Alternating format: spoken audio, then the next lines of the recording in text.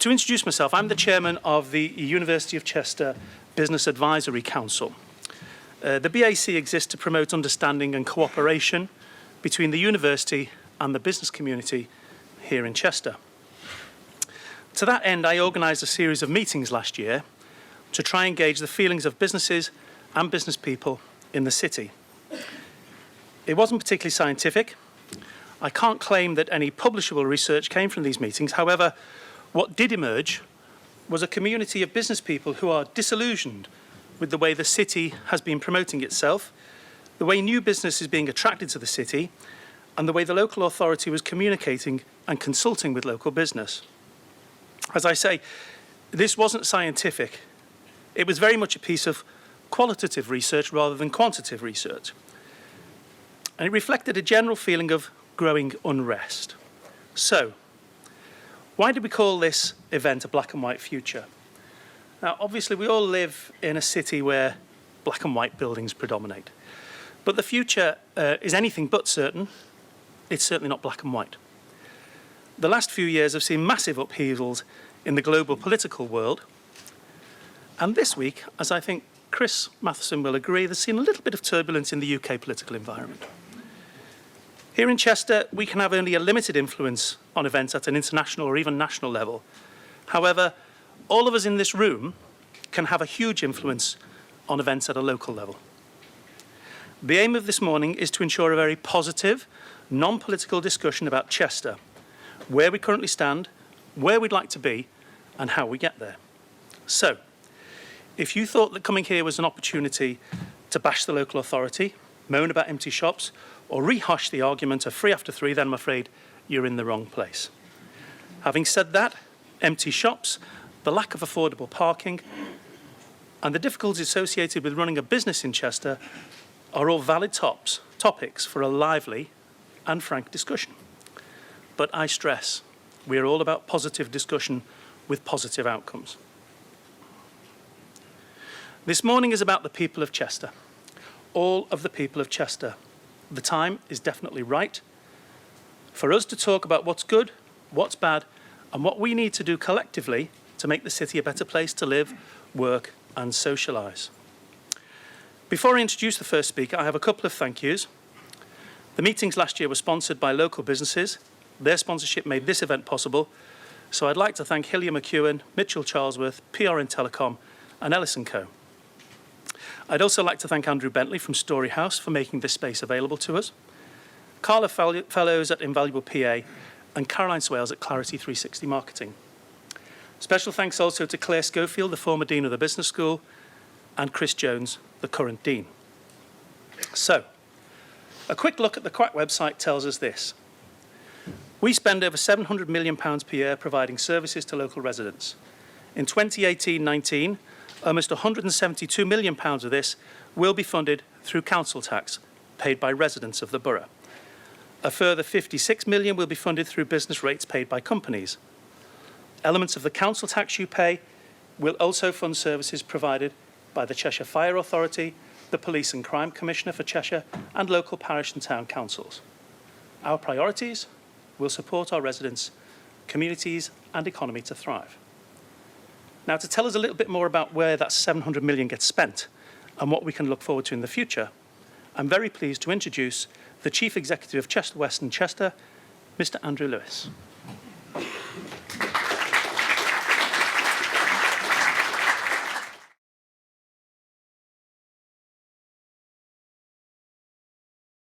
Thank you very much, Nick, for that introduction, teeing it up nicely.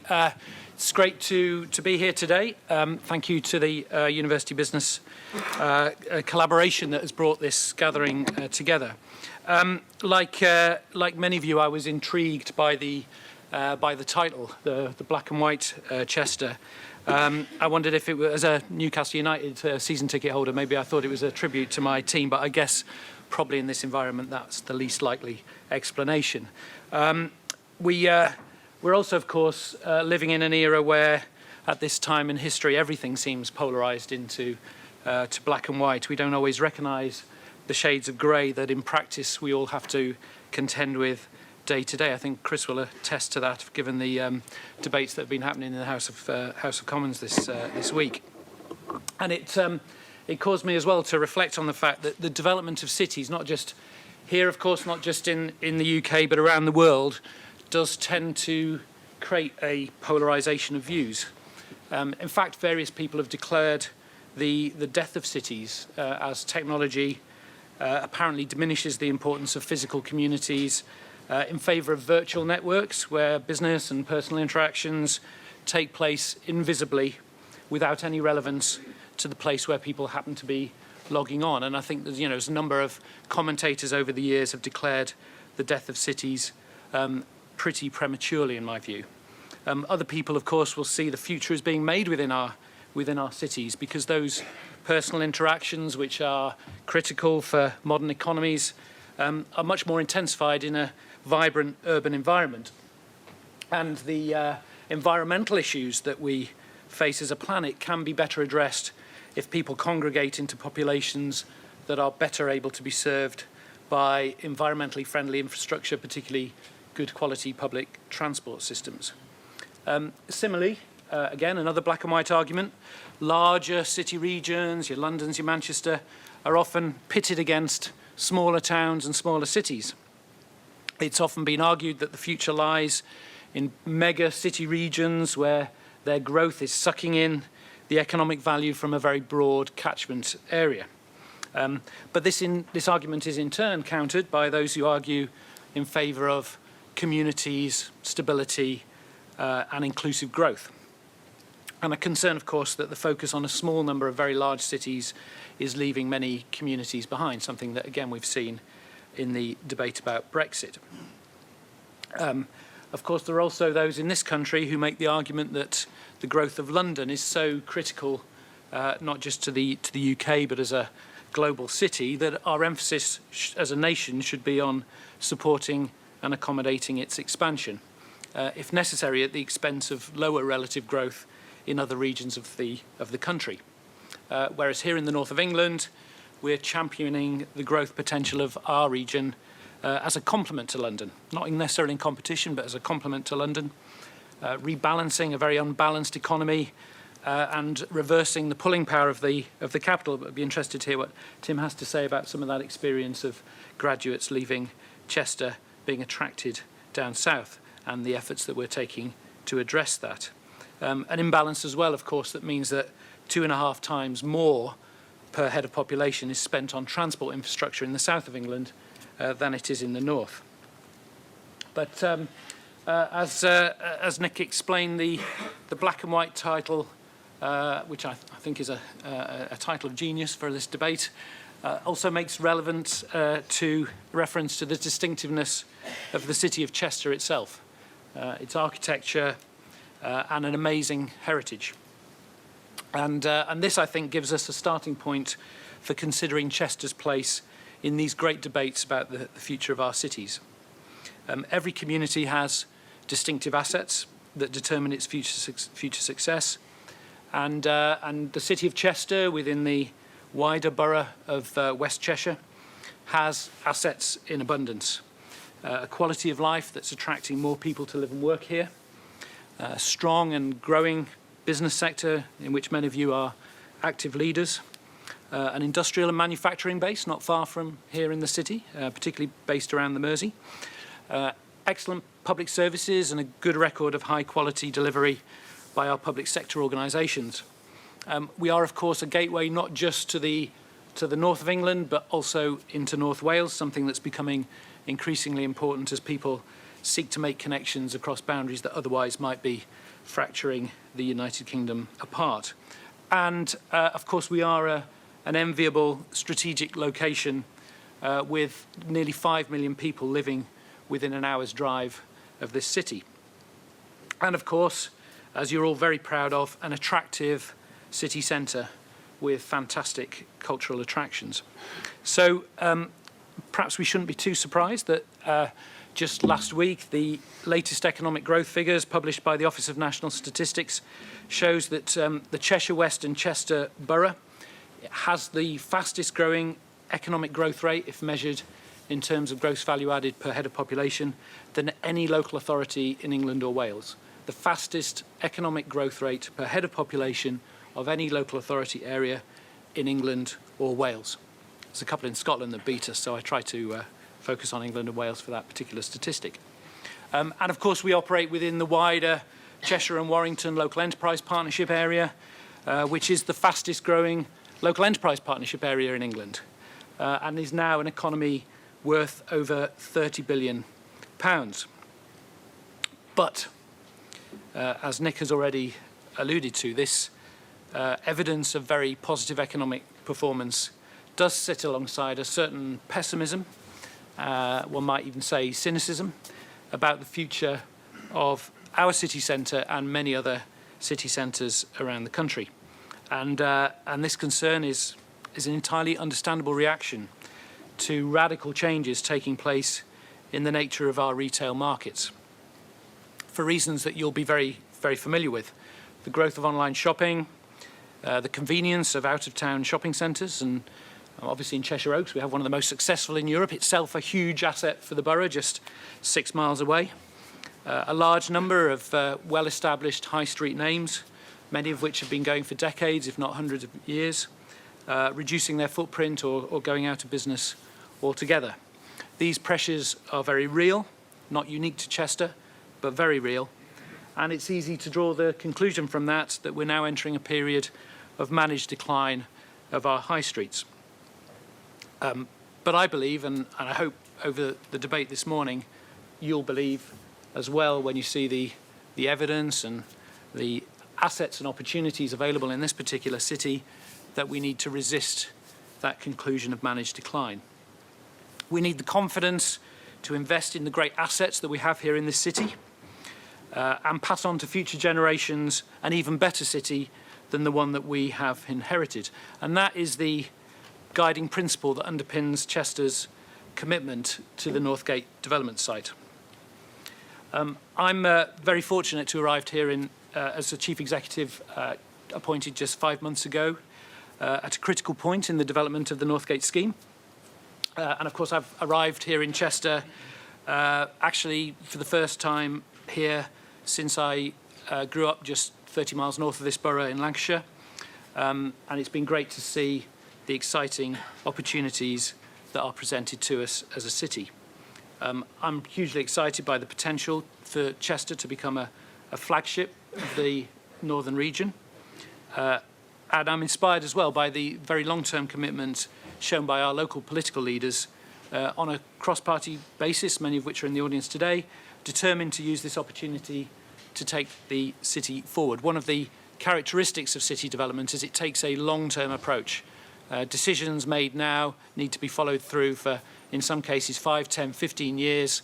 The roots of the Northgate scheme are long in the past, and its outcomes will be delivered long into the future. So that sustainability of political commitment and commitment across the wider city is absolutely critical to making these things work. We have, however, even in the short term, taken some important steps forward. This autumn, we completed all the necessary legal processes to establish the ownership and control of the site, a vital precondition for successful development. We've also reassessed the focus of the scheme to reflect this evidence of changing retail markets. And there's now a much stronger focus on high-quality public realm, leisure, cultural and artistic attractions, and city centre living through an enhanced focus on the residential market. We recently secured unanimous backing from our councillors for a commitment to the next stage of the scheme, investing £60 million in a staged approach, triggered by benchmarks that show progress on the business case. And I'm pleased that only this week we reached the first of those trigger points and are now moving forward to the design stage. As a consequence of that, and I think in recognition of some of the points that Nick's made about the need for us to engage more positively and comprehensively with our local business community, and with leadership from the Chester Growth Partnership, we'll be stepping up our engagement with the local business community across a much wider and stronger dialogue across the city.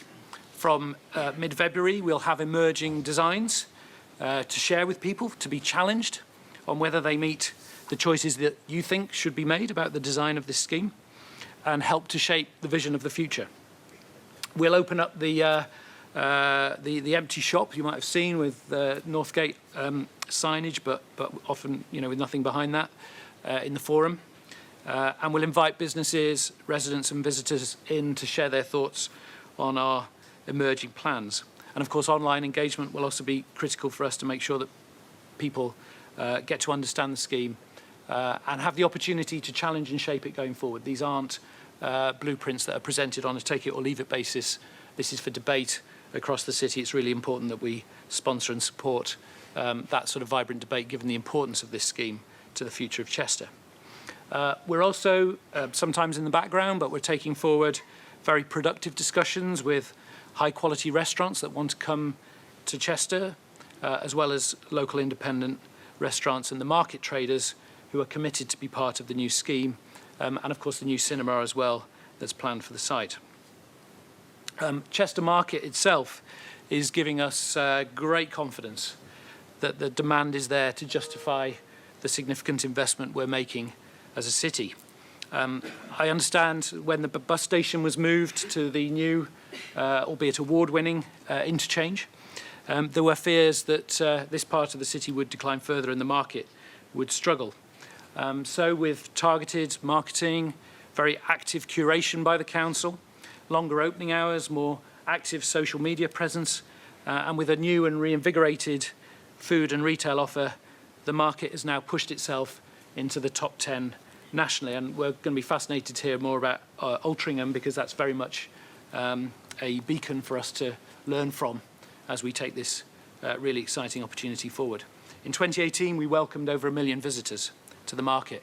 And building on this success, the new market is being planned as part of the Northgate scheme, and that in itself will become a new iconic destination, one of the best in Europe. One of the best in Europe. Will compete at least with Altrincham and maybe around the world. We expect at least to double the number of visitors that we receive once that new market is up and running. And you can just feel the excitement building as we come forward with those plans. Overall, Chester is already attracting over 12 million visitors every year. But we believe there's the potential to support and inspire many more. The city already hosts around 80 annual events and festivals, and the success and popularity of those events is encouraging us to be bolder, to do more and bigger events, and to attract more and more tourists and visitors to the city, and to manage it effectively as we increase those tourist numbers. So we want to bring forward a new tourism strategy, working with local business leaders, our great local attractions, including the zoo, the racecourse, the university, the Chester Growth Partnership, and the CH1 Business Improvement District, and Marketing Cheshire, who then place this in a wider county perspective. One of the first documents I was presented with as I came into the council was the One City Plan. The plan dates back to 2012 and was created following advice from a panel of international experts and feedback from around 1,200 residents, business and other private, public and voluntary sector organisations. So it's worth looking back at the progress we've made in delivering that ambition since that plan was established. More than £250 million invested in major projects. And where better to celebrate that than here in Storyhouse, which itself is a £37 million investment, now recognised nationally and internationally as an example of how to combine a modern approach to library services with a vibrant, accessible and inclusive new cultural destination. 1 million visitors here in the first year, and we were very pleased to receive an award from Guardian. This is the Guardian Public Service Awards, where not just for councils but for public service organisations around the UK promoting the high quality examples of public service. And we were awarded that not just for Storyhouse but also for the wider impact that it's had across library services borough-wide. To quote from The Guardian, Cheshire West and Chester has rejected retrenchment and gone on the front foot with a stunning investment that has breathed new life into its libraries and triggered a much wider cultural and community awakening. And we've also seen many other examples of growth and confidence. City Place, developed with the ongoing Central Business Quarter project, with the new Waitrose and Moxie Hotel. 100 new housing units at Tower Wharf. Public realm improvements, including the King Charles Tower Green, Grosvenor Park, the resurfacing of the Groves, the continued success and growth of Chester Business Park, the interchange itself, but also developments on Frodsham Street, links from the River Dee through to the Roman Gardens, and the upcoming Chester City Gateway programme. And I'm interested to hear as well, I think you'll hear more today about some of the debates across the city about the future of Dee House, which is both a great opportunity for us, but somewhat problematic, and requires a debate across the city about the future for that particular conundrum. We, of course, welcome 15,000 students at Chester University. I'm looking forward to hearing from Tim about the wider impact that the university plays. And we are determined, Tim and I, to cement a really strong partnership between the university and the council in the years ahead. Last year, the city achieved what's called Purple Flag accreditation. That's equivalent to the green flag that's awarded to parks and the blue flag that's awarded to beaches, but the Purple Flag is there to recognise the safety and vibrancy of a town or city centre, particularly those that attract a vibrant nighttime economy. And over recent months, the council and CH1 have been developing a new public Wi-Fi solution for the city. This is a very exciting new project, and you'll hear more about this over the coming months, not only to create new opportunities for many visitors to the city, but also actually the capability to help businesses with a digital platform to promote their own business, including discounts and offers to the potential customers, those 12 million visitors to the city. And of course, only last week, the council gave the green light to a substantial expansion of the city itself, with the Wrexham Road development bringing 1,400 new homes.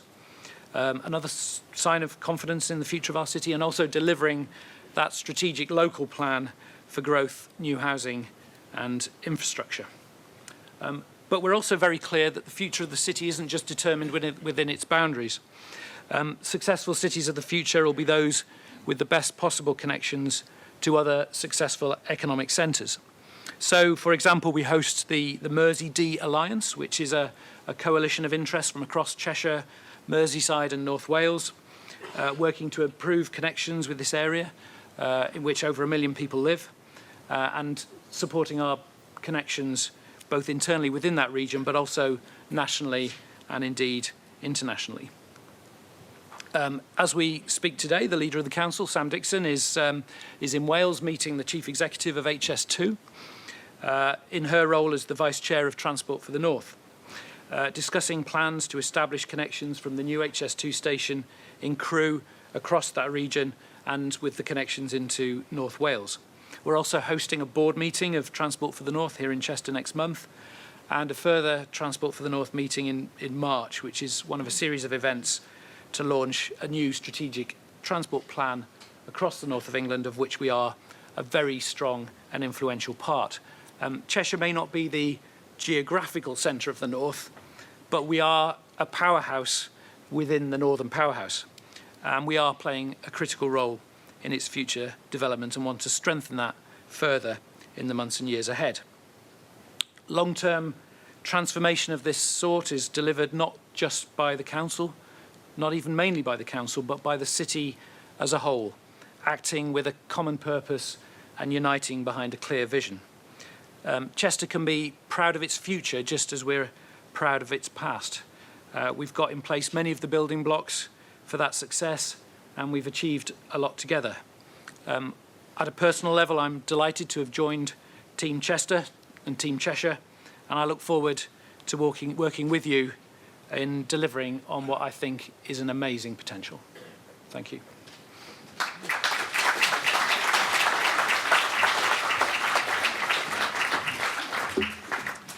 Thanks, Andy. So the format of today really is we'll have the speakers, and then later on we'll have a panel discussion before we break for lunch.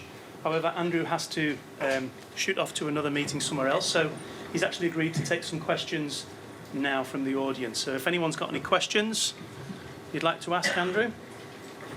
Oh, come on, don't be shy.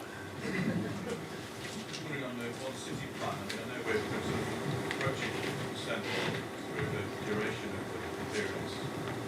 Are there going to be more frequent updates? I mean, that's one very impressive update. Clearly, we quite like to have that a little bit more regularly. Yeah, I think that's very good suggestion, and I also accept Nick's point that the council hasn't always in the past sort of given those updates. Sometimes we've been very focused on the requirements of individual projects, and we haven't always communicated that big picture.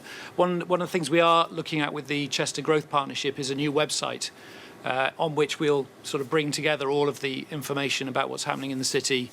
Very much focused around the delivery of the One City Plan, so being able to describe what's happened in the past, what the plans are in the future, all in one place so that it can be better communicated, but also participating in events like this, and this is in itself a great opportunity. Yes, Roger Croston, I think there's nobody more Chester than me. I was born 300 yards away. Former Renaissance Board member. Might I suggest we re-invite the Urban Land Institute back to Chester to see what progress we've made since they came in 2010 and formulated the One City Plan. And your point about long-term in Chester is very valid. Here's the Greenwood Plan, August 1945. It's almost word for word for the One City Plan, and we're not really achieving long-term goals, and I hope we can improve the situation. I knew this would happen as someone who's been working in Chester for 5 months, that I was going to be overwhelmed by the sheer knowledge and historical perspective that was likely to be in this room. And I absolutely agree with you. I think actually that concept of inviting in external perspectives, in my remarks today, I'm deliberately focusing on the challenges facing cities, not just here but around the world, and maybe describing how some of the things that we're dealing with in Chester resonate with cities across the world. So I'm very much in favour of opening ourselves up for external scrutiny, and it's been great to see actually that exercise that was done is still very much a talking point 8 years on, and I'm sure will be for many years to come. And yes, I absolutely agree with you that that's a really important part of our way of keeping ourselves informed about the lessons from elsewhere as much as lessons that we can learn from our own history. 2 quick points. Both of those reports, the One City Plan and the Urban Land Institute, are actually on the website that you've got details of on that little card that you've got. So if you want to have a look at that and catch up on it, that's fine. And also, I did say at the beginning, it's all about positivity, and Andrew is here as an open and honest broker, I guess, to put forward the points of view of the council. So that's where we stand. So. Yes, sir. My name is Mike Todd. I chair the Residents Association in Chester. If there is good news, why doesn't it feel like that? And I think the second point is, given that residents actually contribute 2/5 to the total council income, why is the debate purely about business, university, and the council? Why are residents not asked, invited, encouraged to play a bigger role when they live here and could contribute a lot more to make it? I agree with you. I mean, this is obviously a business event, so we're focusing on the interests of business. But we're a democratic institution, and our councillors are there to represent the residents and do so very actively in all aspects of the decisions we take. The plans for the city we are deliberately making open. We're inviting people in. I described the use of the forum shop, which is currently empty, but we're going to make good use of that as a way of being open and clear about plans for the city and inviting residents in. And of course, a number of local engagements take place through residents' associations in wards around the city, and we'll exploit all of those channels to engage as many people as we can from the local area, because the views of residents is actually what's critical here. I think we'll make this the last one. Hi there, sorry, Neil Castleman. I'm a planner at Fish German, ex of Cheshire West. I just like to ask a quick question about planning, because obviously a lot of the big exciting projects are absolutely rely on planning in order to get off the ground. And given that since the onset of austerity, planning has been one of the hardest hit services, not only in Crack but nationally, with resources hugely reduced. And I just wondered what the plan is really to make sure that the local planning authority is sufficiently resourced to make sure that all of these all of these plans can see reality? Well, I mean, first of all, thank you for the recognition of the financial constraints within which we are operating, which are very real right across the local government sector. Big reductions. We've had a 40% reduction in the funding that we receive from central government, which in the past was a much larger part of our own income. And we've had to make reductions. And actually, those reductions aren't over. We're going to have to come forward over the next few years with further reductions in council spending in order to meet the requirements of the local government settlement, which was announced a few months ago. So yeah, I mean, I can't deny we're under significant pressure. I mean, actually, Cheshire West, I think, has sustained capabilities that have been lost in other parts of the country. So in some respects, I feel this could be a bit of an asset for us, that we are able to retain some really good expertise in our planning and economic development functions. We may have less money, but it doesn't necessarily mean we can perform less effectively. And of course, for the planning system itself, there are systems of fees and charges and arrangements where, in a sense, the more the business, the more resources are available to be able to support that business. So you're absolutely right to draw attention to that, and I know it's a big national issue, and we're very alive to that. We recognise, however, our responsibilities, because planning is taken very seriously in Cheshire West. It's one of my observations coming here from the northeast of England, that our planning committee is, robustly independent. They require strong evidence before they take a decision, and we really need to respond to that. I'm actually speaking today, of course, just around the corner. There's a very big public inquiry on a particularly contentious planning issue related to fracking. So, we are very aware that this is a major responsibility of the council. Okay. Thank you very much indeed, Andrew. Okay. Thank you. Cheers.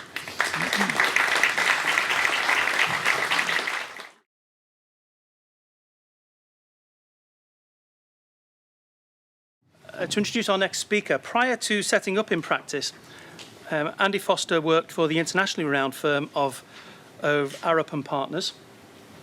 Becoming one of their youngest directors, he led numerous multidisciplinary building design teams. Since 2004, Andy has been committed to establishing Andy Foster Architects, and now Raise Architects, as a local practice with multiple offices and a reputation for talented teams. Andy has taught and lectured widely, and is currently a member of the Cheshire West and Chester Design Review Panel and a Design Council Built Environment expert. Chester has seen the embers of a creative sector growing in the last few years. Organisations such as Good for Nothing, Murmurations, Industry, and Tortoise Magazine, to name just but a few. It's a fair observation to say that these groups came into existence because there was a vacuum. Until Storyhouse opened for a few years, there was no permanent theatre, no permanent cinema. The city was a cultural desert. These organisations and what they stand for could be a template for how we grow the creative sector in Chester, a sector which, if given the right encouragement, could point our city in a direction which will set us apart from out-of-town shopping destinations and the larger cities in our region who seem to hoover up all the available talent. To give his view on how we can contribute to the future success of Chester, I'd like to welcome Andy Foster.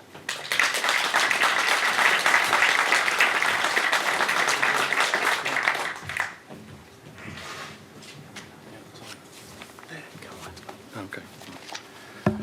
Good morning, everybody. Thank you. Thanks very much. Let's see if we can get this to work. So Nick very kindly asked me to speak today. He didn't tell me it was going to be this big, but and I'm suffering a bit. I'm loaded up with medication, and I hope I can get through this okay. Nick asked me to speak about the built environment, so I chose to ignore that and suggest the title of People, People, People. Primarily because I'd really like to assume that that we're an audience of equals here, sharing a common ambition to make Chester the best place it possibly can be. So regardless of what your role is or your position in the city, an assumption of a level playing field would be a rather good start. The other thing is, I'm an architect, which gives me an excuse to not wear a suit. But also, you may think that I spend all of my time thinking about buildings.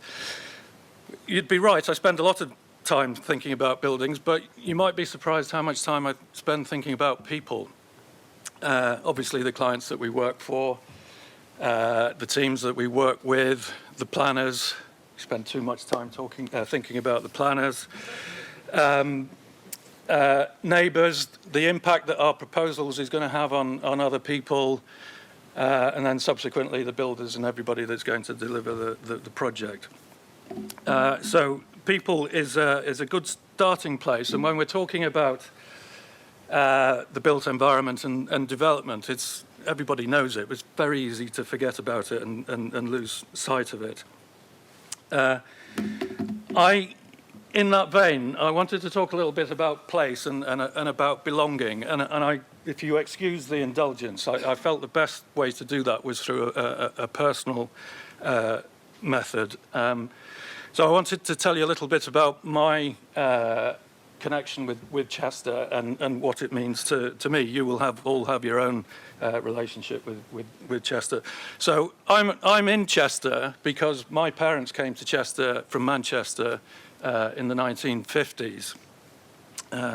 Just to prove that I had parents there they are on the right-hand side in the 1950s. My father was a structural engineer who got a job in the petrochemical industry around the Mersey, and my mother was a teacher who taught at Merton House in Liverpool Road. They bought a house off plan in a new small development off Liverpool Road called Garth Drive, and they never moved out of that house. So that house, which we still own, is home.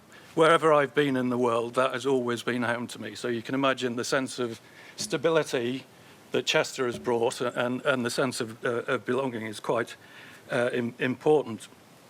So I grew up in the 60s, and my conscious awareness of the built environment in Chester happened to coincide with the completion of the inner ring road. So that's the period of time that I know Chester from. My first recollection of having an emotional response to buildings and the built environment wasn't actually in Chester, but I'll just very quickly repeat it for you. Because they were from Manchester, our relatives were annoyingly close. And so every other Sunday we had to go and see them. And this was before the motorways were built, and the main road somewhere between Warrington and Manchester passed a colliery. And this colliery alongside the road had an administration building, which was a very long, low affair, with a tower in the middle of it. It must have been built in the 1930s because it was done in a kind of Art Deco style. And the tower had a curved feature on the top of it, which had this thing that came over the top. And sorry to say it, but it bore a striking resemblance to a fireman's helmet. So it was a tower with a fireman's helmet on the top of it. I won't elaborate any further. But I didn't like it.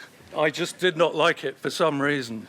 In fact, I really, really hated it to such an extent that my parents were under strict instructions to give me, on future trips, a 1-mile warning that it was approaching, so that I had time to pull my jumper over my head and dive down behind the front seat so I didn't have to see it. Now, of course, we all have responses to buildings, which I think is a good thing. I think it's part of architecture. We all have a right to a response that comes before thinking, before knowledge, which is only to say that architecture is a branch of the arts, and rather like a painting on a wall, you will have an immediate response before you know anything about that painting. But the thing about buildings, they're not just there to be seen, they're there to be inhabited and used, and our relationship with buildings comes from experience. And now this building, or at least the original Odeon part of the building, has a certain significance for me, because at Saturday morning cinema, this is the place where I held a girl's hand for the very first time, which is not something that I think about all of the time. But now whenever I come to Storyhouse, as soon as I put my hand on the handle of the front door, ping, that thought comes into my head, and I just can't stop it. So we have a relationship with our built environment which is completely different to any other aspect of the arts. And we all have memories. I remember things, bizarre things like the black and cream floral carpet in Browns that when you walked across it went crunch, crunch, crunch. Walking past William Jones reminds me every time of the incredible smell of roasted coffee and the big red bacon slicer. All sorts of things, the bounce of the suspension bridge, the sheer terror that I experienced when I dived off it. Please don't tell anybody that. You know, we all have these experiences, which is to say this place is not a development opportunity. It's not real estate. It's our home, and we share it communally as a resource. We might not legally own it, but I really do believe that it is our place. So how do we, let me just turn the page so I know where I am. Right, hang on. So just going back to my little story, having from an early age being interested in buildings, I didn't actually become an architect straight away. I went into structural engineering like my father. And this is a selection of buildings that I worked on before I came back to Chester. They were all very large, complicated projects, very high profile. I was really lucky that they all got built. And so I've been able to have this experience of being involved in projects at very early stages when they were all about ideas, right the way through to delivery.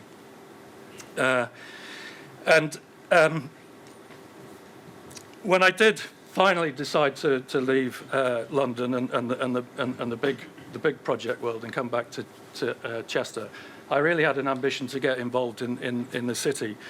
It took a while. It wasn't until 2013 that when I was president of Cheshire Society of Architects, I organised on their behalf a lecture series which was designed to bring really good architects from around the country who were doing really good things in other historic cities to come and show people. We opened it up to the public, and it was very well attended. And it was followed by a design debate that we organised jointly with the Chester Civic Trust. And 200 people turned up on a very miserable February night to debate the architecture of Chester. I wanted to do more, but other things got in the way. I wanted to bring in people. I got interested in people that have a big impact on their place. As an example, people like Pam Warhurst, who set up incredible edible Todmorden, or Peter Florence, who set up the Hay Festival, or Tim Smith of Eden Project fame.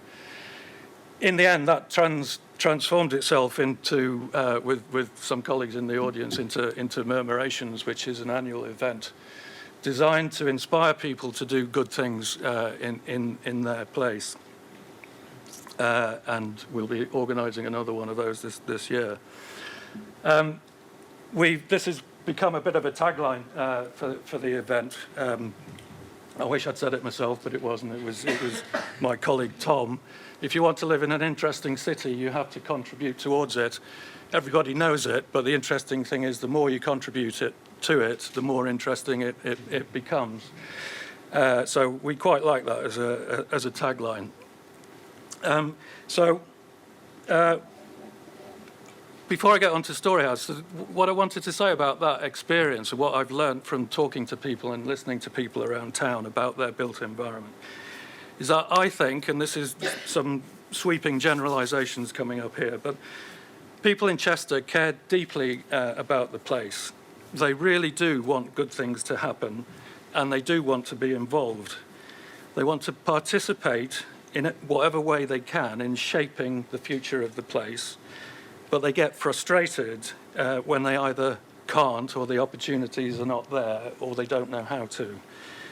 They take it personally when they see bad things happening, and there are plenty of examples of buildings around town where you just want to pull your jumper over your head and hide behind the front seat. But the really good thing is that we did something right, and the thing that we did right is Storyhouse. It's an example to us that I think gives us confidence that we can make the right decisions and that we can deliver a world-class facility in little old Chester. I think it's hugely important, not just because we now have the facilities, but I think it's a big fillip to all of those that have been waiting for things to happen. And I wanted to put it in some kind of development context, because before Storyhouse, the last big cultural projects were done at the turn of the century, the Millennium projects. And they were done in a very 20th century kind of a way. People were asked to come up with ideas. Money was thrown at those projects from the lottery fund, and they were built out, and the hope was that people would come and the projects would be successful. Build it and they will come kind of thing. And many of them were successful, but they weren't all successful. The Millennium Dome itself wasn't successful and stayed empty for a long period after the Millennium. The Earth Centre in Doncaster closed, and the Centre for Popular Music in Sheffield subsequently closed. And even some of the ones that were successful in their own right were intended to be catalysts for wider regeneration in their area, and they didn't become catalysts. So one of the reasons that I think Storyhouse is so important is because there were a series of right decisions, not just one right decision.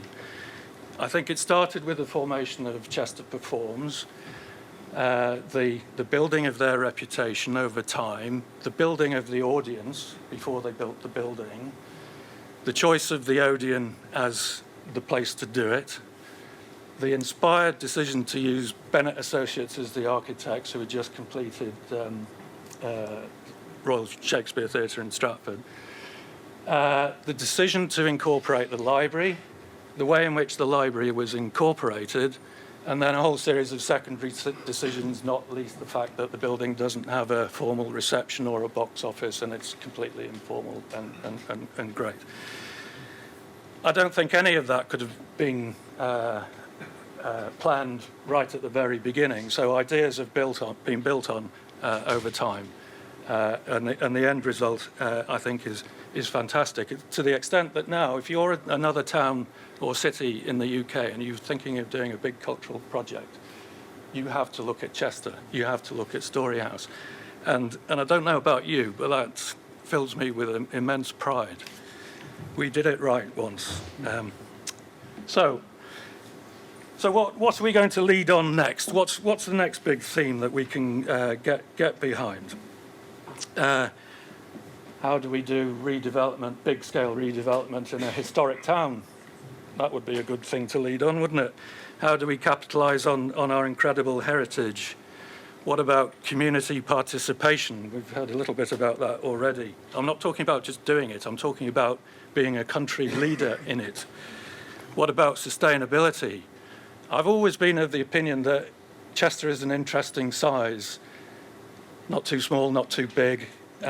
We can do things that smaller places can't do. We should be nimble enough to do things that the big places can't do as well. What about no car use? What about maximum cycle use? I won't get into parking strategy. What about designing a city for women? What about designing a city for people with impairments or for children? What about the city as a stage, which is a big theme of the heritage and visual arts strategy? How does that come about? What about the experience economy? What themes do we collectively want to get behind? Just a few that you can use as a vision for the next unforeseeable future, right? Because if I was to have a say in what we ought to lead on, it would be vision and it would be engagement, because those are the things that unlock a whole series of other things to follow on. As far as vision is concerned, you know, personalities come and go, political parties, dare I say it, we are in a very marginal seat, they do come and go. Initiatives come and go. one city plan was a big thing, then it's become less of a big thing. It might get a bit of a lift again. You know, these things go through cycles. But as a place and as a community, I think we need some big level things to rally behind that keep the momentum off into the future. And then, as far as engagement is concerned, I was listening closely to what Andrew was saying, because I'm a big fan of more engagement. I've been sitting in board meetings at Chester Renaissance and the Growth Partnership, and have often felt that we're being presented old news, even at that level. And then when it comes to public engagement, a series of boards in the Palatine Room, in the Town Hall, or in a retail shop in the Forum. If the next round of engagement only amounts to that, then I think we will have failed, because if we're talking about projects like the Northgate, which are big imaginative schemes, we've got to deliver this engagement to the public in an imaginative and engaging ways. We can't just give lip service to it. That's my opinion, anyway. This is an interesting report from the RSA from the year before last. This is looking at the spectrum of the possibilities of public participation. We don't very often get out of the left-hand box. I don't think anybody would expect Andrew to hand over executive power to Joe Public in the very right-hand box. But the more that we can come over to the right, I think the better. It's an interesting report and well worth a look. So, some buildings, some development. I've put 4 different types of projects in here, some of which you know and love, of course. You'll have seen this one before. So the latest on D House is that, as you probably know, Thwaites pulled out of the lease agreement last year because they were bumping into unexpected costs, and so we're back to square one again. What do we do with it? Well, the decision that's been made about the next step, not the decision what to do with it, is to form a working group between the local authority and the Chester Growth Partnership. And we pulled together a body of people who have been very vocal about D House in the past, you know, both sides of the knock it down, keep it, divide, and anything in between. And I've been asked to chair that group. I don't know whether I'd upset anybody, but I have been asked to do it. It is a really difficult situation, because we're all aware of the God knows how many years of previous debate about it. But if I can have any influence on this working group, it's first of all to say that I'm completely open-minded about it. I've never had an opinion because I never thought that I knew enough about it. And the very first things that we've been trying to do in the 2 meetings that we've had so far is bring some real facts and some real experts to the table. And if I could have been able to share what we heard on Wednesday evening when Tony Wilmot from English Heritage, who led the excavation of the amphitheatre, and Stuart Ainsworth, who's here today, who talked expertly about the whole St John's precinct area. If you knew what they know, your opinion of this building will change. Inevitably, it will change. From whatever position you held before, it will change and become different. We hope to do those presentations in a recorded way so that everybody can take benefit from that. So it's early days, and of course we're going to be together for 6 or 7 months, and that's going to cross over the local elections. So we'll be reporting back to whoever is the next administration. The next obvious one is, of course, the site next door, the Northgate scheme. Little dig here. This drawing is out of date because this is the drawing on the Northgate website at the moment. Shows the old scheme, and this is from May 2016, and that's my red line around phase 1. So the intention is, as I understand it, is to push forward on phase 1.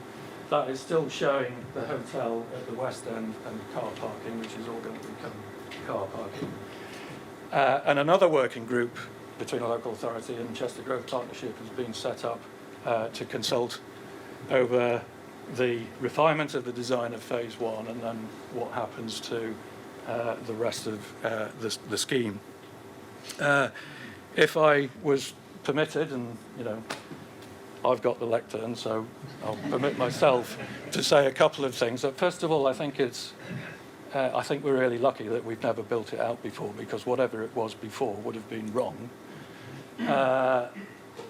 Nobody can predict the future, but of course the way in which you develop a big site like this over time, there are lots of different decisions to be made, and I think that whilst it may be right to do phase one as a one development thing, the rest of it perhaps should be developed over time in a suck it and see kind of a way. Let the local authority develop a master plan for it, but the way in which it's built out, what the uses are, let's keep an open mind about it. Have a plan for the future, but allow that plan to be flexible and develop over time.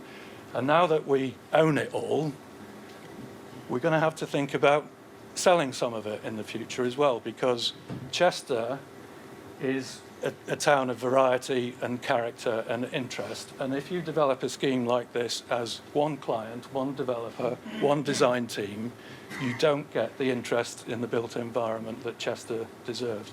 So finding ways to orchestrate that is going to be hugely important. That's all I wanted to say about it. The next one is the Common Hall Street area, which I think is just as difficult as the Northgate scheme, but completely different. In this case, because the council don't own any of it, other than the pavements and a tiny little sliver of public realm. And if we want to bring an area like this, which is right in the heart of the centre, more meaningfully into into a useful way in the city centre, we're going to have a really long-term vision for this place, and because it's currently in the too difficult bit, not a lot happens, but things do happen. Buildings are sold, and when they come on the market, you've just got that little window of opportunity to influence and do something about it, or perhaps buy, turn into public use, or whatever. But if you haven't had a preconceived thought about what you want to do with the area, all of those opportunities get missed. About 3 years ago, I was involved in a series of workshops about the area, and a development brief has been produced since then. So I know things like Quick Fit, the big blue rectangle on Nicholas Street, was spoken to, and they're quite happy. They've got a successful business there, not thinking about selling up. But who knows what's going to happen with car ownership in the future. At some point, that business will do something else, and that site will become available. What do we want to do with it? Because it's really, really important. The big L-shaped office block on the corner has been vacant for a long time. What's going to happen to that? We need to be thinking about this. And it may take 50 years, not 15, but 50 years, in order to successfully bring an area like that back into the city in a useful kind of a way. So long-term vision, really important. And then another one that you know and love, the former Quick's garage. I'm on the Cheshire West Design Review panel, and I reviewed a scheme for this about 3 years ago. And this is a really big site and an important location, privately owned. And the big problem that I think that developers have is that they really only know two things that are going to be commercially viable, possibly three now. Retail, some form of residential, and the current fad, hotels. So even if they put a mixed use category on it because it's a bit of retail and it's a bit of residential, it's not really mixed use. And this I think is such a big site that it really shouldn't be developed out by one developer. And and the kind of thing that I'm talking about is when you think about the area around here, it's not too far away from the castle. Castle's a big difficulty, but at some point in the future it will have a cultural arts or heritage use. And then St Mary's Creative Space, and then if you think about the old archive building in Duke Street, which will come available in the not too distant future, that's an old warehouse building suitable for live work or arts or artist studios and all that. You could start to see a vision for some kind of cultural arts thing going on down here, which is in contrast to performing arts at this end of the town. And if you had those kind of thoughts, then you might want to start talking about the owner of this thing to try and get some other public benefit use out of the site. Now, because I hadn't heard anything for 3 years since I did the design review, I thought, oh, crikey, if I'm going to talk about it today, I must find out whether anything happened. And I'm glad I did, because a planning application has just gone in for it. It's currently being validated. I haven't seen it. It will be available on the council website next week, and I'm sure you'll be all interested to see what it looks like. Am I all right for time? Okay. I'll abbreviate this. I wanted to say something about existing buildings in the city centre. I think that the word on the street is there's lots of empty space, and one of the main reasons for all of the empty space is that above the road is all a bit difficult and tricky because of access and because of fire issues and all the rest of it. This is a slide from a couple of years ago. These are projects that my practice have done in Chester City Centre. We've done more since then, so we have some knowledge, and we've done about 5 or 6 residential conversions of spaces above the rows, and we've managed to make all of them work. Difficult, but we've managed to make them work. It's not to say that others won't work, but the ones that we've touched have worked. The reason that there's a ton of space empty in town, and it's not really to do with technical difficulty. It's more to do with commercial concerns and with landlords. If a landlord has let a building to a high street tenant, and that tenant only wants the ground and row level spaces, not interested in above, well, both parties are happy to just pay for the whole building, just crack on with it. If you're a landlord that owns a lot of property and you have a maintenance budget, well, you'll be diligent about the way in which you spend that money and bringing empty space back into use. I mean, nobody knows how much space is vacant, but you know, the most sustainable buildings that you can possibly build are the ones that you don't knock down, and a lot of our buildings fall into that category, but they lose their sustainable credentials if they're not used. And I think that we need to do something about it. We need to be more aware of the reasons that they're empty. People need to have some form of incentive and encouragement in order to bring them back into use. And then I'll skip those other examples and say finally, this is my, one of my favourite architectural criticisms, if you like, equally applicable to people designing or implementing buildings as to any other realm of life, politics in particular. It has a few parallels, like there's what you want and there's what you really want, and there's conversations about things, and then there are real conversations that lead to good things happening. And I think that from certainly my experience of being in Chester and doing the things that I've been doing, that things have changed, attitudes have changed, and the time is ripe. And Storyhouse gives us that confidence to start doing some more really good things, more projects that are on a par with Storyhouse and not on a par with my pull over your head tower. That's what I'd like to see. How about you? Thanks very much.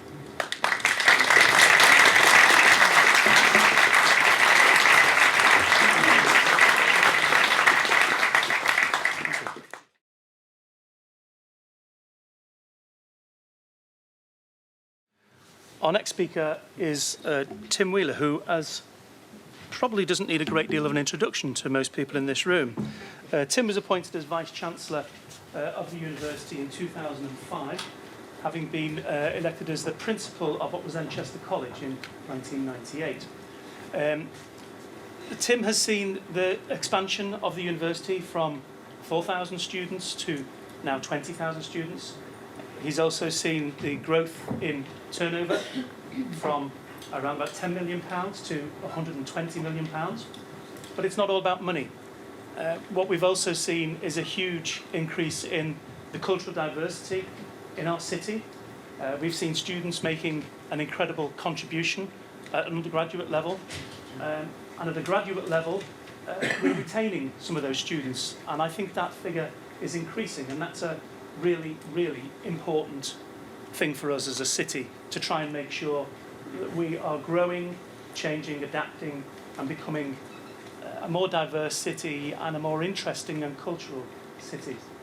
So Tim is the Deputy Chair of Cheshire and Warrington LEP. He's a member of the Mersey Alliance, a cross-border economic partnership. He's a former Deputy Chair of UCAS. He's been a school governor and an FE corporation governor for over 30 years. He's a Deputy Lieutenant for Cheshire and is actively involved with Chester Cathedral as a lay canon. He's a freeman of the City of London and a liveryman of the Worshipful Company of Fruiterers.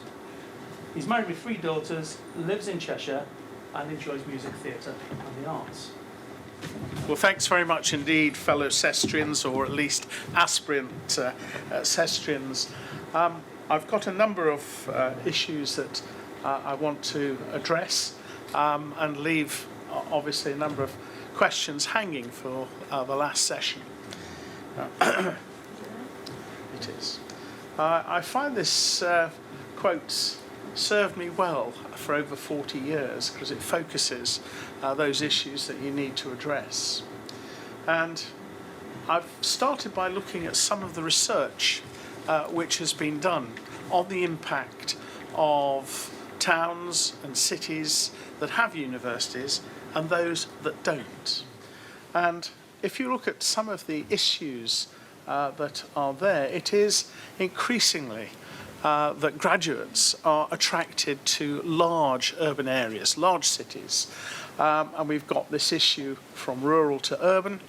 And if you look at Cheshire West, you see a depopulation in terms of under 25s.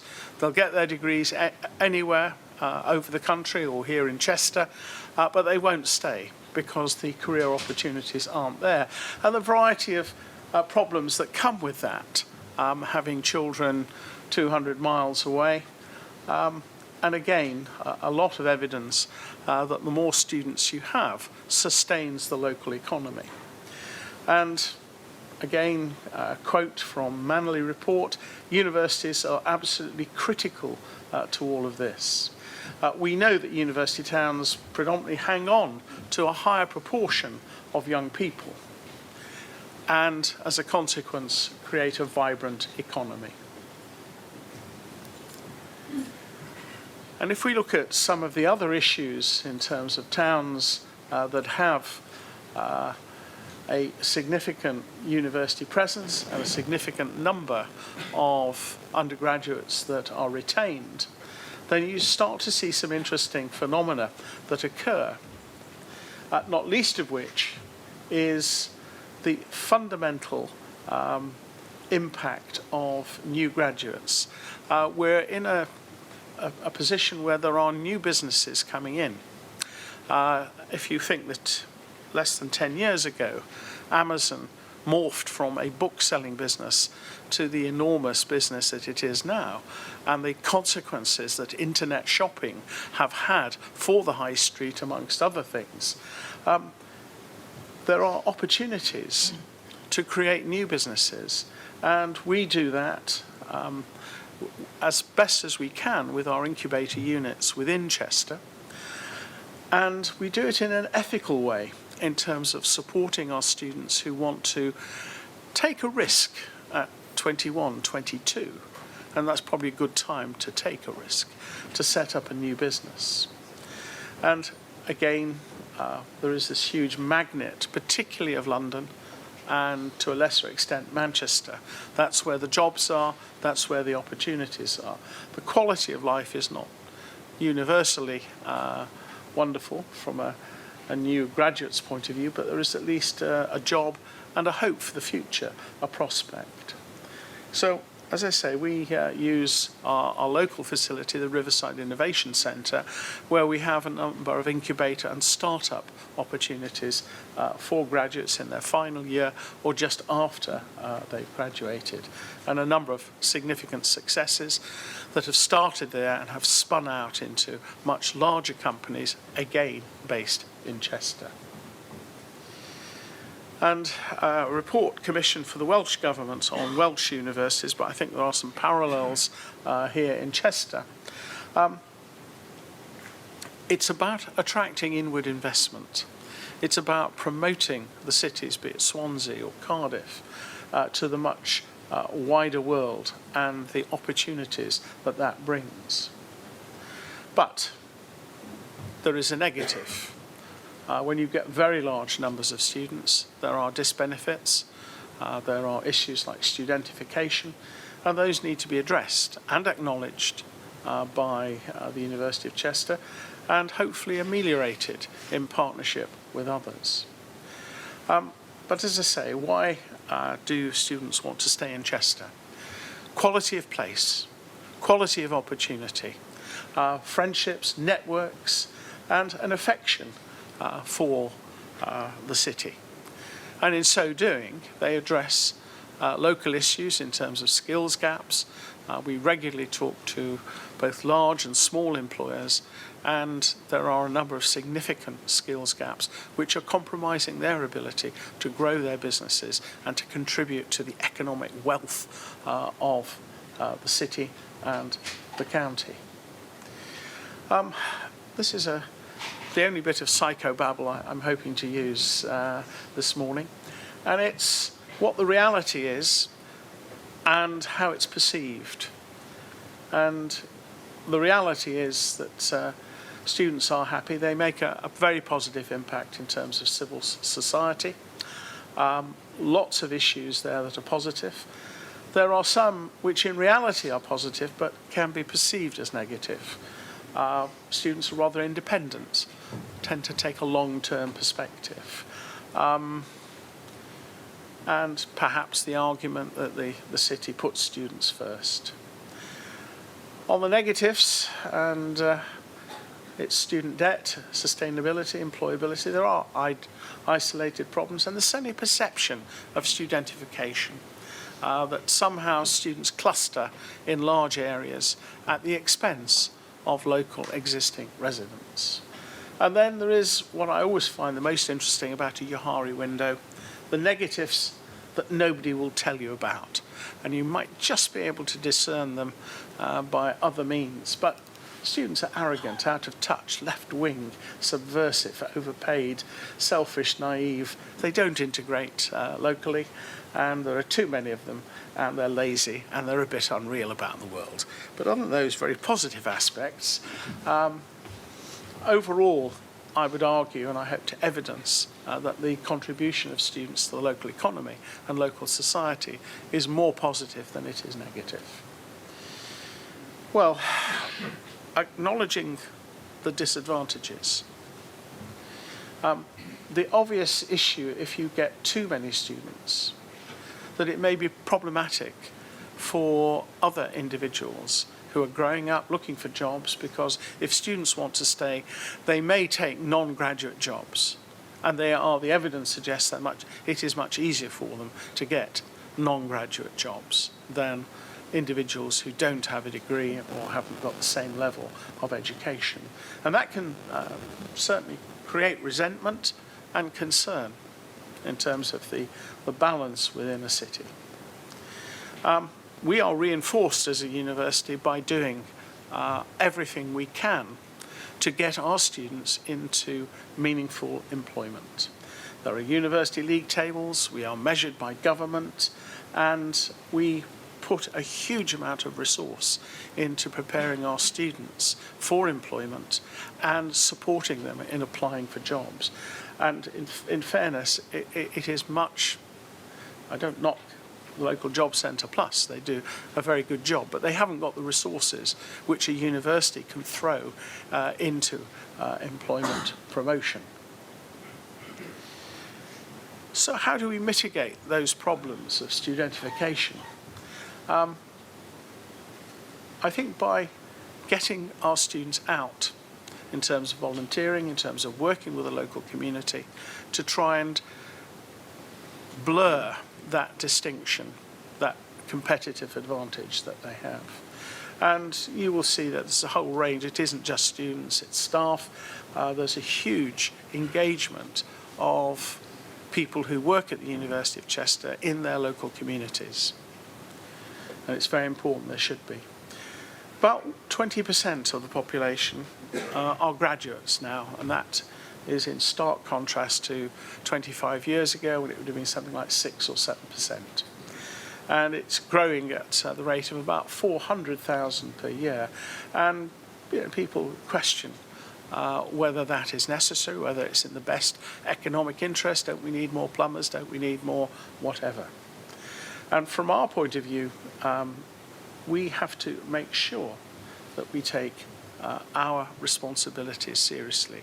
Universities are relatively rich in terms of resource, and it's our duty as a university to work with the community, to support, to engage with cultural activities, with the promulgation of civilised values via our students. So it's an onerous responsibility, but it's certainly something at Chester that we acknowledge, we shoulder, and I hope that we are mitigating some of the problems.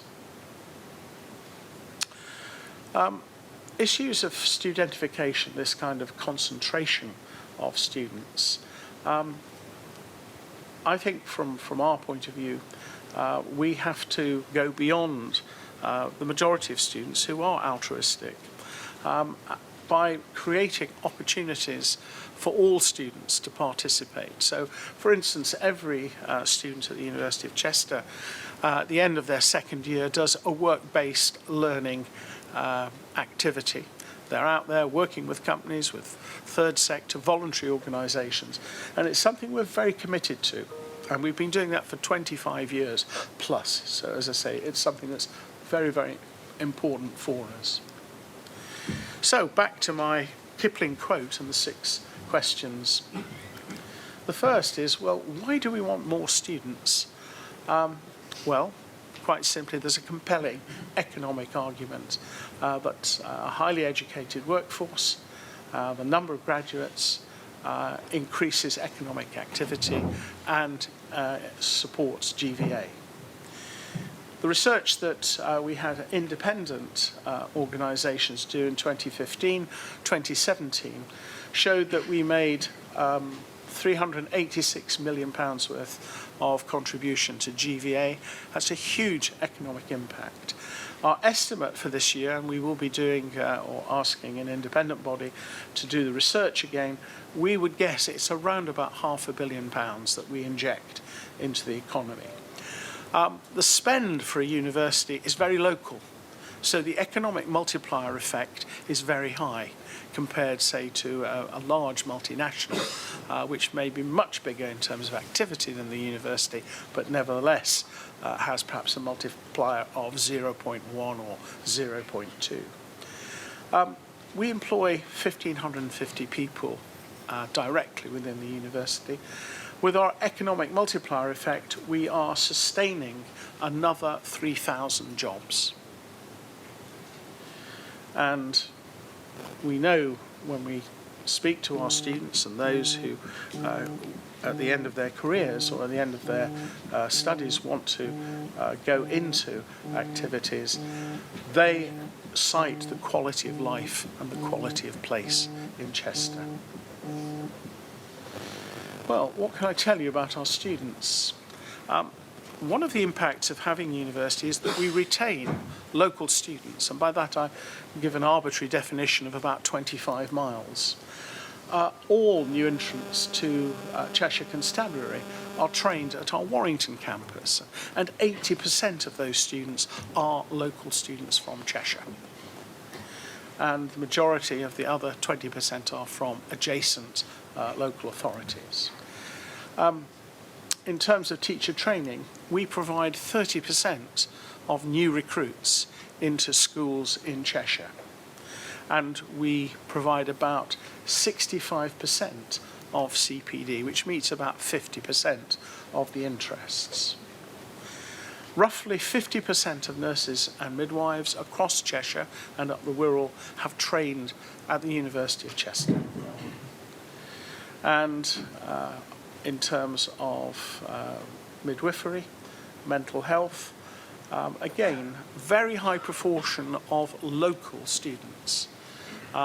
You get relatively few, about 16% of our nursing and midwifery students who have come outside Cheshire. Other factors, 41% of our students are local. At undergraduate, postgraduate and CPD, it's much higher percentage. About 25% are from adjacent counties, about 11% from Wales, the rest of the UK about 13%, and what is growing is the kind of international numbers at 7%. EU has always been relatively small for us, and given current concerns may become even less. Well, what are the issues? Because we, as citizens of Chester, and as a university, have got to consider what's going to be happening over the next 20 years or so. Huge issues in terms of an ageing population. It's like a mushroom. It will grow, and unfortunately the stalk of well-trained and skilled individuals that will be necessary to support an ageing population and complex health needs is alarming in terms of its sustainability. International competitiveness. You've only got to look at the leaps that China and some other Southeast Asian countries are making to know that we are going to, as a society, as a country, as a national economy, we're going to have to position ourselves in the higher value-added niche markets that are going to be available. Changes and reduced demand for jobs. A lot of jobs at the moment are going to be very vulnerable to changes in artificial intelligence, in terms of the demand, and the challenges of automation and Industry 4.0, which will require a fraction of the individuals that hitherto we've used or had in industry. What we know now, skill shortages at higher levels, that's not going to change. We know graduates have more and better paid jobs, they're more likely to get into employment.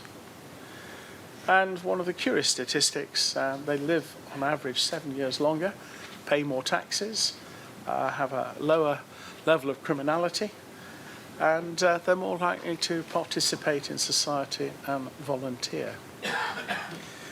And universities have another role, as do their students, and that is the promulgation of culture, the dissemination of civilized values. All of these are key aspects. Well, when we speak to our students, what do they want? They want to ideally live in Chester, centrally. They don't want to have to commute too far for jobs. By keeping them in the centre, they'll support local spending patterns, they'll support the nighttime economy. They're more likely to engage with cultural life, and in fact the links that the university has with Storyhouse already are very mutually beneficial.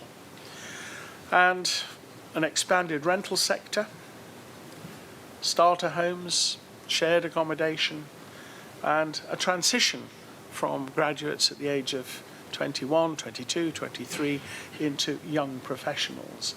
And there is this tendency to look to city centres to provide that. When? Well, for the net migrant students, that are reducing in number. We are becoming increasingly, as are most universities, we are addressing the needs of local students because of the costs of residential accommodation.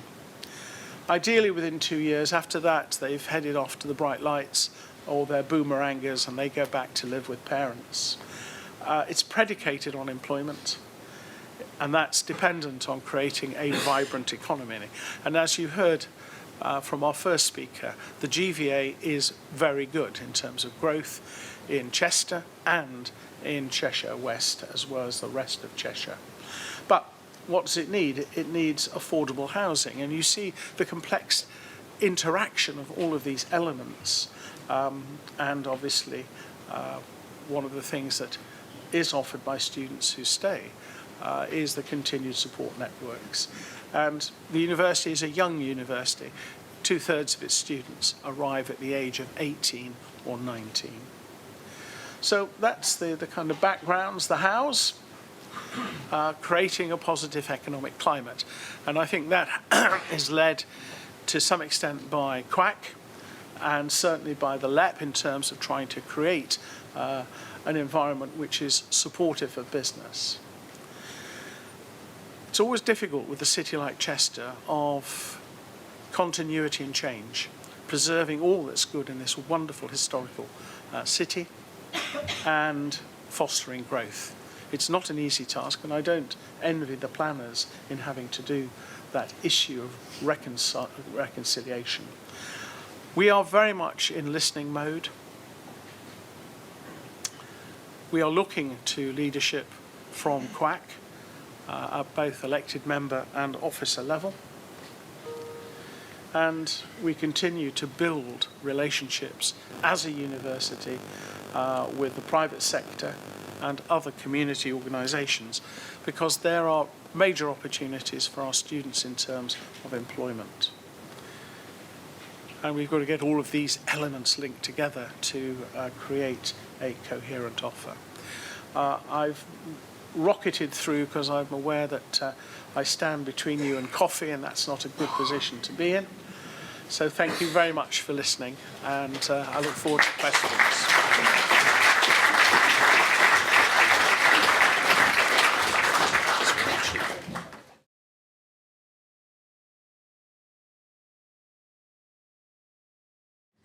And the next speaker really does need no introduction at all.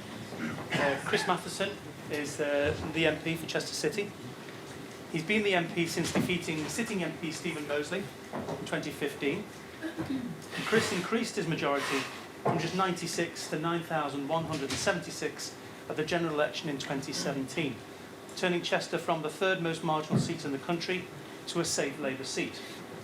His Wikipedia entry describes him as having slightly left-of-centre views, but you can't believe everything you read on Wikipedia. Chris takes a very hands-on approach to local politics. He's involved in a number of local initiatives, in particular Plastic-Free Chester, homelessness, and a very recent and high-profile intervention into hunting with dogs, which is always a contentious issue here in Cheshire. Whatever your particular political leaning, people are impressed by Chris's hard work, his diligence, and his capacity to put Chester on the map in Westminster. I'm very pleased that he's taken time out of a very high-profile debate into fracking, or public inquiry actually, rather than a debate, which is taking place today at the Town Hall, to be with us here this morning. Please welcome Chris Matheson.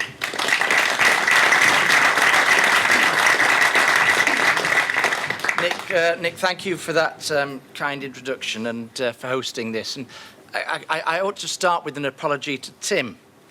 Tim phoned me up last week, and I'd been a bundle of papers, and my head was elsewhere, to let me know the news that he'd be short to be announcing his retirement as Vice Chancellor. And I confess that instead of saying, well, Tim, I'm really pleased you're finally retiring and have a great time, I gave a rather, not exactly shirty reply, but miserable reply, expressing regret at the hole that's going to leave in Chester. And Tim had to explain, well, look, I'm not going to say how old you reported you were, but you're ready to go. And I think it was perhaps a little bit churlish, but I mean, if you look at the history of Chester University, taking it from the college to what is now not just a a major part of the sub-regional economy, but is firmly on the academic map. And Tim, if we look at the contribution that you have made personally to the community here in Cheshire and West Chester, I have to say I stand by my initial view that there will be a hole there that I hope you will still continue to you will still continue to play an active role, if not in the university, in the area around here. But you will hear me say that many times over the next 9 months, the outstanding contribution that you have made to growing this area. It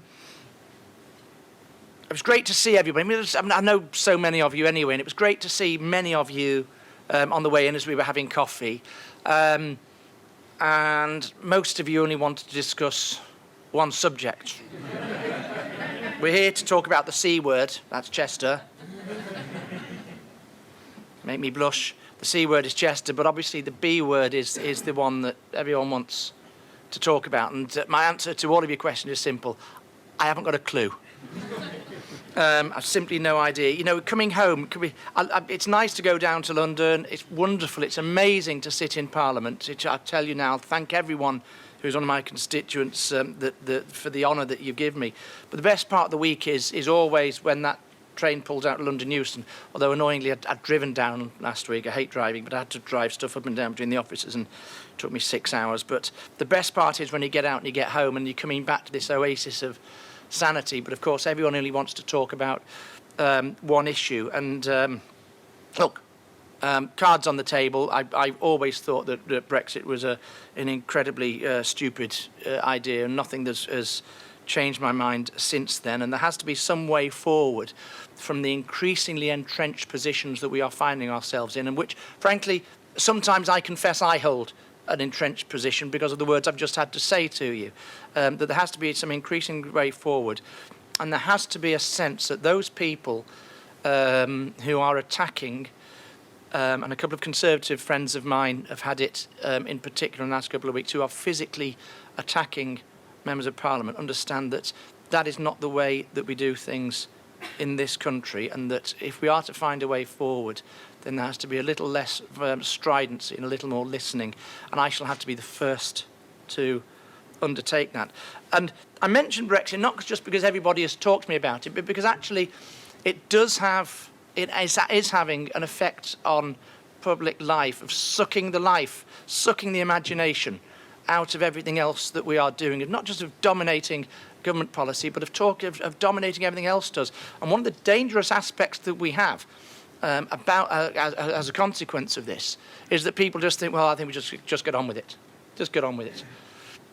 And unfortunately, we can't just get on with it, because what one person thinks and what another person thinks is diametrically opposed, and that just feeds into the sense of division and disunity and discord that we have. And there has to be a lot more consideration about it than simply just getting on with it. But I want to pay tribute to Nick for the timeliness, therefore, of this event, because it gives us something to focus on locally that we can actually achieve. I mean, Nick taught this a black and white future. I think this is more of there is a greyness with all the chaos at the moment about it, and anything but a black and white future.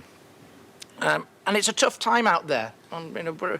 Yes, Brexit is sucking the political life out, but the impact of austerity and cuts to public sector, public services in particular, are there for all to see. The impact of problems on the high street are there for all to see. People complain to me about the number of homeless that we see in Chester, which is a visible illustration and a stark illustration of the challenges that we face.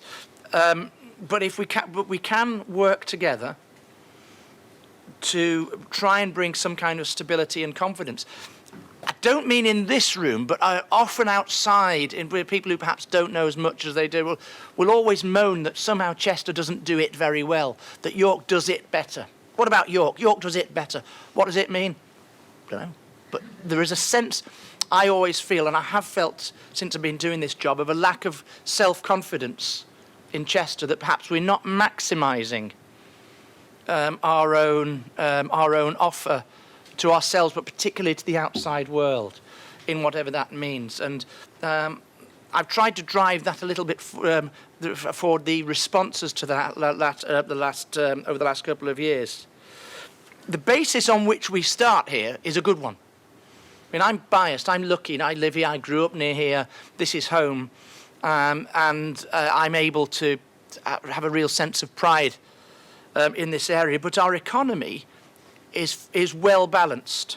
On the periphery, we have strong, advanced manufacturing, obviously in aerospace, in automotive, in some chemicals and energy. And I know Tim on the LEP has been responsible for bringing all of those together. So there is high value manufacturing and research. And again, the work that I know we've had some difficulties with it, but the work of the Energy Research Centre at Thornton has actually helped to bring a real cluster of expertise to this area, which we need to support. Chester is also one of the national centres for the finance sector, for financial services. MBNA is about to make, I don't know if they have done an announcement, which again is extremely positive. And obviously, in addition to the university, and Tim has talked here about about the economic strength of the university, we also, of course, have leisure and tourism and hospitality. So the balance is good, the mix is good. We're not too reliant on one sector or another, and each feeds into those. And that is a core strength of the foundation of our economic offering. But Tim, again, referring to what he just said, one of the real challenges is keeping graduates when they leave university, not just because the right jobs have to be here, but because it's affordable. It has to be. This area has to be affordable. It has to be attractive. In that age, within the 20s, when you want somewhere that's vibrant, perhaps before you're settling down, and want somewhere a little quieter and more peaceful when you get to my age, for example. So there has to be the right business provision, and there has to be the right social provision as well. And again, the Riverside Innovation Centre, that Phil and that looks after, and others, is an outstanding example of ways that we can incubate new businesses. But it's oversubscribed, and we might need to look at how we can offer more on that. There remains problems with infrastructure. I mean, those pesky Romans, when they built Chester, didn't give us a very good road system for the 21st century, did they? And in fact, we only have 1.5. Everything is focused around the river, around the city centre. We have 1.5 crossings over the river, and if you want to get from Blacon to Saltney, the best way is through the city centre, and obviously that just focuses all the traffic. We've been working to try and get some kind of cycling strategy, but the physical size of the road system that we have makes that equally challenging, because there isn't actually that much space on which to put more roads, and building roads itself isn't always an answer. We're working with the Welsh Assembly Government on the long hoped for crossing the Western Bypass, and Ken Skates, who is the I think he's now actually the Cabinet Minister in the Welsh Assembly Government for North Wales, as well as for economic development, has found some money to look into the feasibility study, at least, to look at the correct routes for that. So there has been some progress, and we're hoping to see a report on that feasibility study in the next 6 to 9 months. And I'll come back onto that issue about North Wales in a moment. A lot of the businesses tell me that we need much more reliable and faster services to and from Manchester. A lot of young people will live in Manchester but want to work in Chester, and these train services are still utterly woeful. We're hoping that when with the development of the new franchise, that there will be longer trains, more of them. But I'd still like to think that electrification will give us a greater reliability in service, as well as a faster service. There was when Transport for Wales took over what was the Arriva Trains Wales contract straight away, a lot of trains were, actual physical sets were taken out of service, and Transport for Wales were criticised, not least by me and a couple of the other MPs around, but it was suggested that basically they'd taken all the decent trains and sent them down to Cardiff because that's where the political pressure was. My understanding is that's not true, that actually the sets, the actual train sets that they had been run down and were in such bad state of repair that, that they simply weren't able to be used, and that's perhaps a criticism of one of the previous franchise holders. But it does show that there are real business challenges in providing this transport. Here's me saying I'd like electrification. That's going to cost a lot of money. We need to buy new trains. We've got a new franchise, but the new sets actually will not be ready to be ordered for a couple of years yet, and it's juggling all the different pressures to find the right resources that we have. I've also been working on the environment. We all know that Chester is a beautiful place to live. When I talk to colleagues, they all say, what a beautiful constituency you have, what a lovely constituency. Oh, went to spend a week there, went there for a weekend with my wife and my husband. Everyone knows Chester to be a beautiful place. We have already got that reputation, reputation for it. There is... we do have issues in some parts of the city over air pollution, surprisingly, and again, part of that is due to the difficulties that we have with traffic, and there is some to do with the industries on the edge of it, but a lot of it's to do with traffic and traffic congestion. I was dealing with an issue of raw sewage discharge into the River Dee, excuse me, which was brought to my attention by somebody who was actually swimming in the river at the time, and then helpfully sent a social media film of this. Obviously, look, I'm not a drainage engineer, but it did seem pretty awful to me. And to be fair to Welsh Water, they were extremely responsive. One of the problems we have is that our sewage system, again, our sewage system in Chester is far too old and can't cope when there is a sudden downpour. Then there are other aspects. For example, the more houses we build and the more roads we build, the less chance there is for water to run into the ground, so it flows off, and then it flows off into the sewers. They become over capacity, and that opens sluice gates, and they have to automatically wash raw sewage into the River Dee.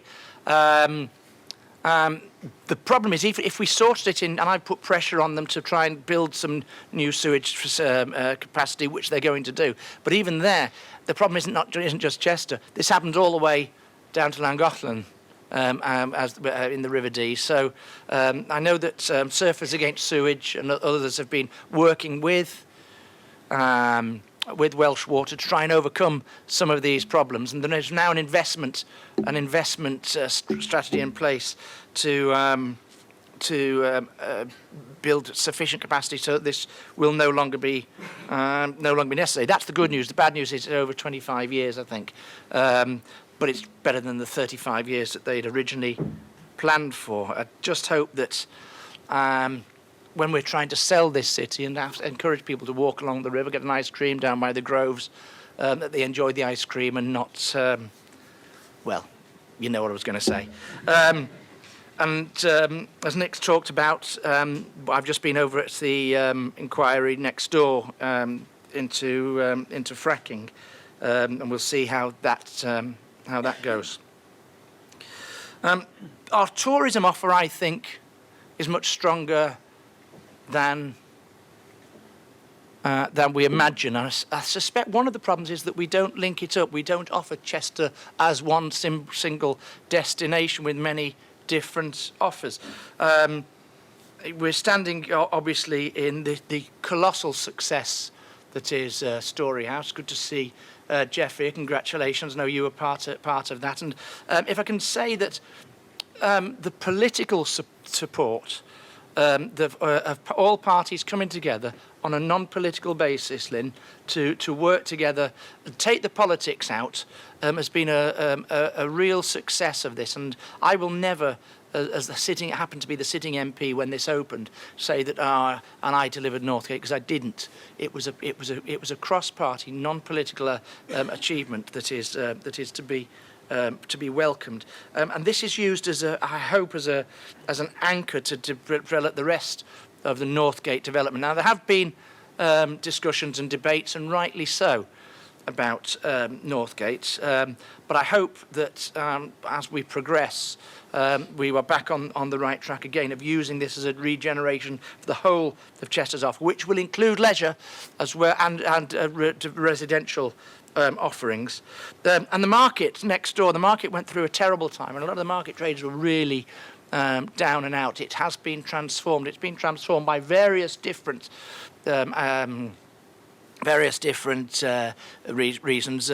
I claim a little bit of credit, but only a little bit, because I put out a video encouraging everybody to go. Most of the comments were that it was worse than Alan Partridge, but at least it got people talking about the market. That's why I'm an MP and not a television presenter. But the market traders themselves have worked really hard, and new traders have taken a chance. They've taken a chance and put the work in. And it has been the market itself has really benefited from that enterprising energy and zeal that they put into that. And now I think they've had 1 million visitors footfall this year. It is outstanding, and to everyone that has helped in that turnaround, I congratulate them. We probably need more hotels, but if there's any hoteliers out there that fancy investment, come on down. We will work with you. And as a historic city, the costs of maintaining that history are considerable. There's a wall that's partly collapsed towards the other end of the edge of the immediate city. There's a question about who is responsible. That's the third historic collapse where there is a dispute over who has to pay for it. And obviously when you're in tough times and public sector budgets are cut, then everyone hunkers down in their silos, and instead of actually getting the work done, the question becomes a bean feast for lawyers as they discuss who's going to pay rather than getting the job done and sorting it out afterwards. But the walls are now largely open. We've got the problem with what to do with D House and the amphitheatre. I'll let you into a little secret. If it had been down to me, I would have just let it D House fall down. But the fact is, people who know more about these things than me say that this is a place of historic importance. And of course, I can't remember whether it's English Heritage or Historic England. Whoever holds the title I think it's Historic England.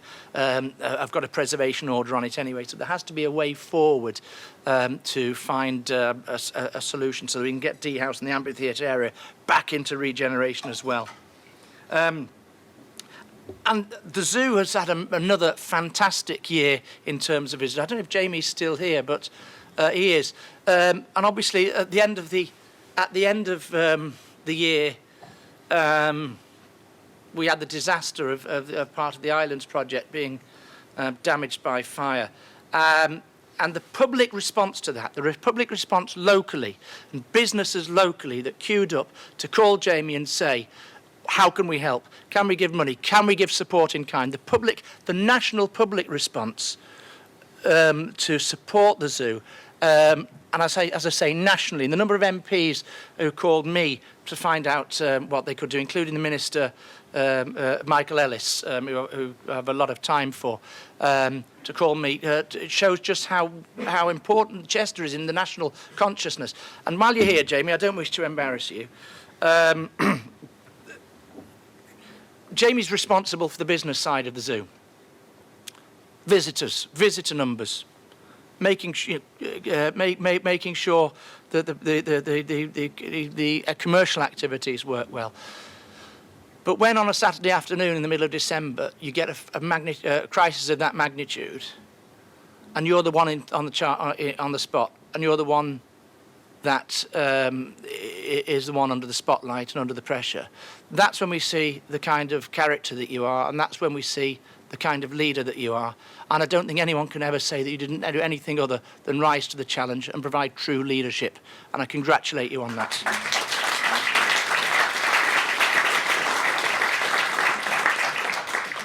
We've talked about bringing the castle back in. It's a step-by-step process. It's very frustrating. There are 3 or 4 different owners of Chester Castle. English Heritage, the Crown Estates, there's obviously old Cheshire West and Chester Council owns part of it. There's even some small patch of land that was never properly transferred over, and I think still owned by Cheshire County Council, even though it doesn't exist. That's how chaotic it is. But we've worked to try and bring it in step by step, and there are still sites there that we think we can use for to improve the offer of the whole area. But again, it's regenerating slowly as we can, as we are given permission to. But it's bit by bit.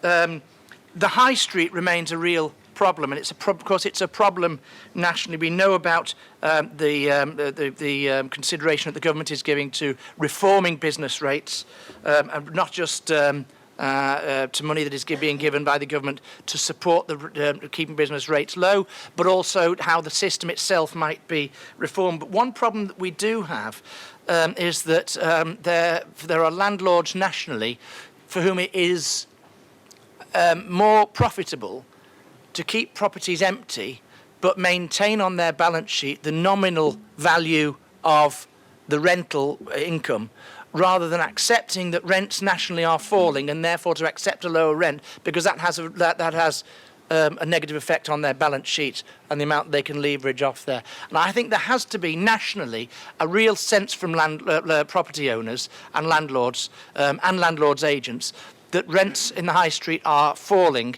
and that there has to be some kind of readjustment if we are to keep our high streets alive.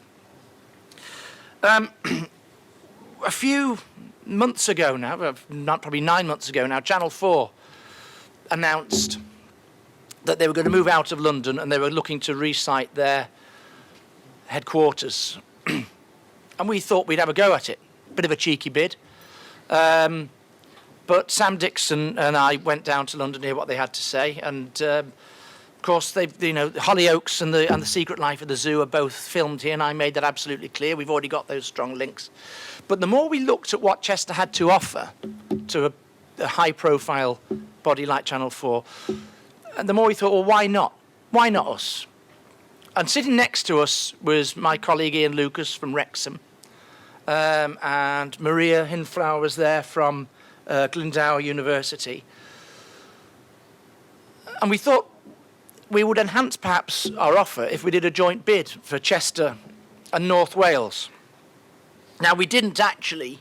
I thought in the end we put a really solid bid in that challenged Channel 4 on their own idea of representing the whole country, and challenged them on what they thought of diversity. It wasn't just urban. It wasn't perhaps just about gender or ethnicity or about sexuality. We were saying, look, it's also town versus city. It's also rural versus urban. And if we're going to reflect the whole of the UK, then perhaps this is a place to come to. We didn't get to the first assessment because we weren't big enough. Simply they wanted a particular population size. But the work that the two boroughs put in together as a joint bid, I think put us in really good stead for taking forward that idea that the border that we have and the border that sits somewhere just the other side of Pulford is only a line on a map, and that Chester's hinterland, as well as going into Ellesmere Port and up the Wirral, as well as going past Frodsham and Helsby into the areas where I grew up, should also go right across North Wales. And Ian and I have sat down recently and talked about how we can improve cross-border cultural contacts, sporting contacts, kind of things that perhaps don't need necessarily the agreement of two councils or two different administrations. And that's something we're very keen to take forward, to realise that Chester's sphere of influence is a circle around and not a semicircle with a flat line that is a border down there. And the more that we can overcome that and bring those two areas together, the stronger it would be. If we're looking for the answers to what Chester needs to do, and this isn't me trying to ingratiate myself with you, if we're looking for the answers, I'd suggest you don't need to look very far. Look in this room.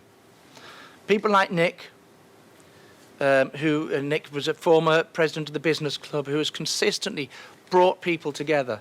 Andy, who's brought, where was Andy still? Was he still around? Andy Foster, who again has continually brought people together through events such as murmurations.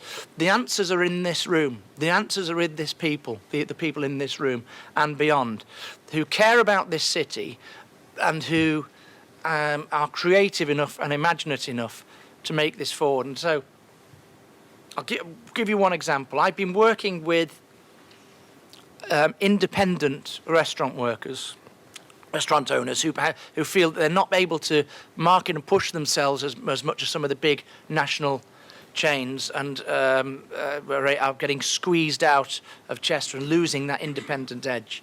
I told you also that I've been working with market traders to try and get people back into the market. So Richard Beecham and I, Councillor Beecham and I, were sitting down, how can we do something more about this? And Rich got in touch with the Chester Good for Nothing group, and I know there's people here. These are people who work in design, work in marketing, work in PR, and give their time up for free once a month to work on a project. And they sat down and came up with this solution of what we call Chester Hunger Games.